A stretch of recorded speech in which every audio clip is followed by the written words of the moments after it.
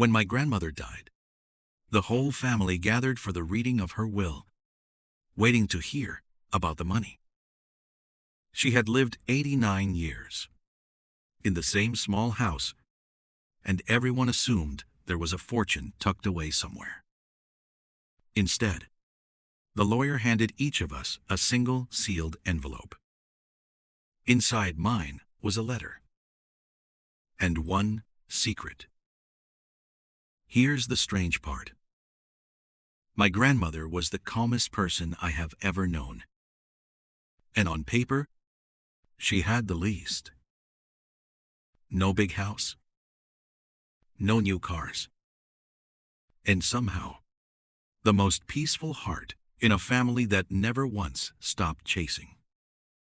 Tonight, I want to read you what she left inside that envelope. Let me be honest first. This is not a story about a secret account or a clever investment. By the world's math, my grandmother left almost nothing. What she left was a way of living that I spent 30 years being too busy to notice. Her letter said she needed us to understand 3 things: the loud life we were all chasing, the quiet secret she practiced instead, and the one line of scripture she wrote inside every envelope. Stay with me, because her peace was never an accident. You have to picture the house.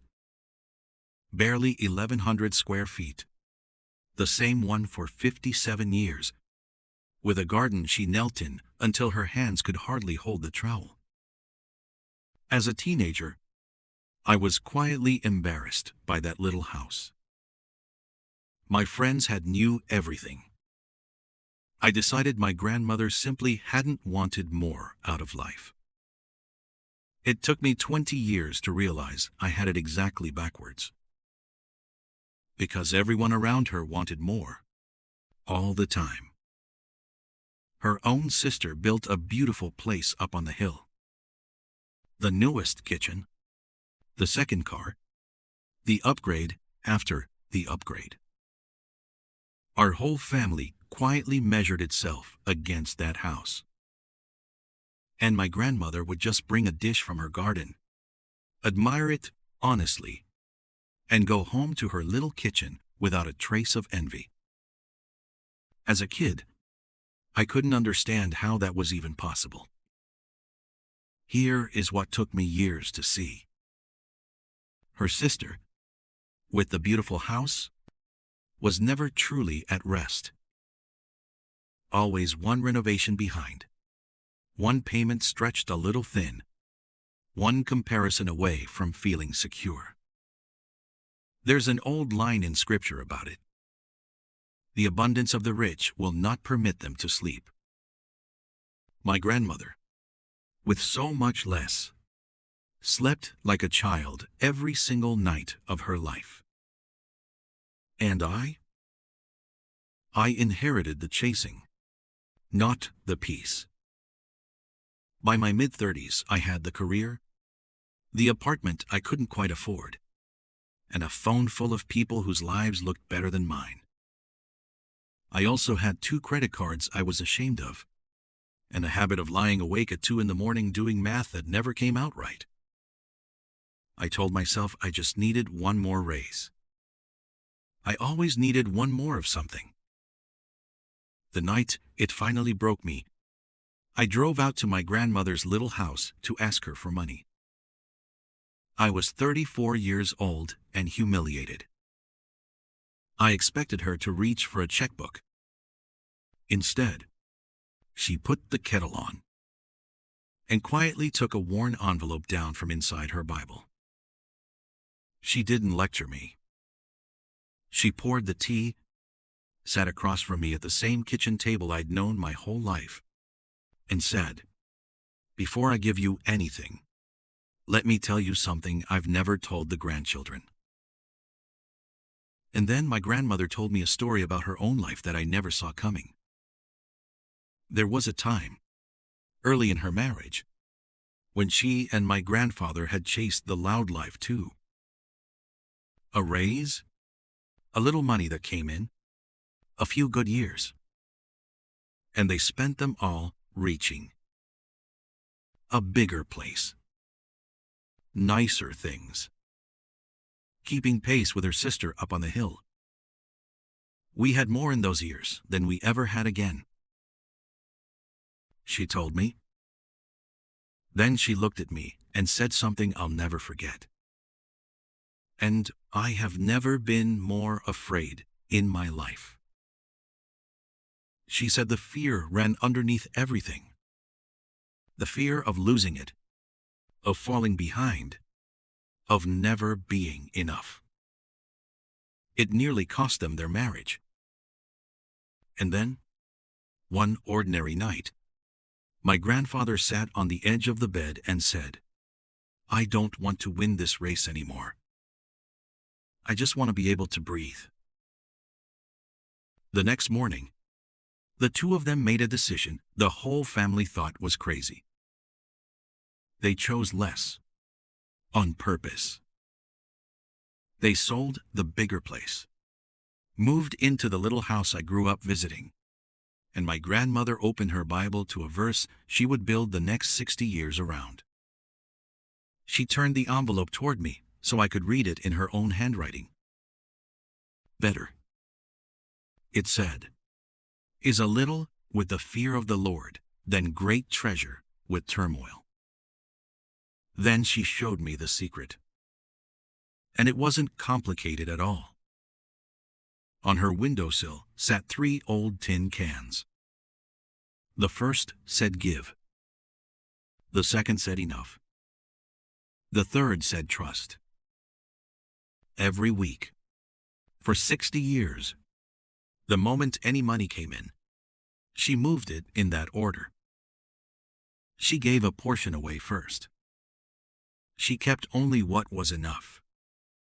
And the rest of the worry, she put into the third tin, which was really just a habit of trusting God with tomorrow instead of lying awake fighting it. I pushed back. I told her it was easy to be at peace when you'd never had much to lose. She laughed, gently, and reached for one more line. "Child," she said, "I have learned the secret of being content in any situation. With plenty, and with almost nothing." It's from Paul, writing from a prison cell. Contentment isn't what's left over when you finally stop wanting, she told me. It's what grows the day you start trusting. She told me the richest thing she owned was a quiet mind. That she'd watched people gain the whole world and slowly lose their sleep, their marriages, their Sundays. The world will keep promising you peace comes after the next thing, she said. It never does. Peace is a decision you make on purpose, over and over, until it becomes who you are. I didn't change overnight. But I drove home that night, and feeling more than a little foolish. I set one empty jar on my own windowsill and wrote one word on it. Give. That was all. The very first week, I gave a small amount away before I paid a single bill. It made no sense on a spreadsheet. And still, something loosened in my chest that no raise had ever managed to touch. Then I did the harder thing. I sat down and defined my enough. An actual number written on paper. Not the number the ads kept selling me. What a genuinely peaceful life would truly cost. And the moment I could see enough written down, I finally understood how much of my chasing had never even been mine. I'd been running someone else's race, on a track with no finish line, and calling the exhaustion ambition. The third tin took the longest, because trust always does. But slowly, the 2 a.m. math sessions faded. I started sleeping through the night, the way my grandmother always had.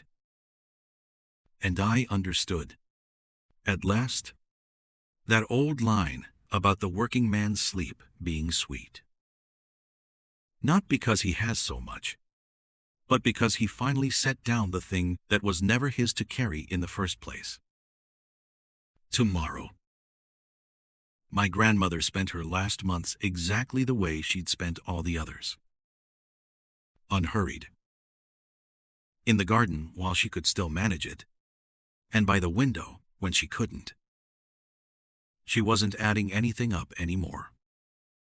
She had made her peace with money long before she ever had to make her peace with dying. When she passed, the will was read, and it was true. There was far less than the family had imagined. A few of them were disappointed. One or two even argued over the little there was, in a room she wasn't in, missing the entire point of her life by about an inch. I slipped out of that room early. I wasn't waiting to hear a number.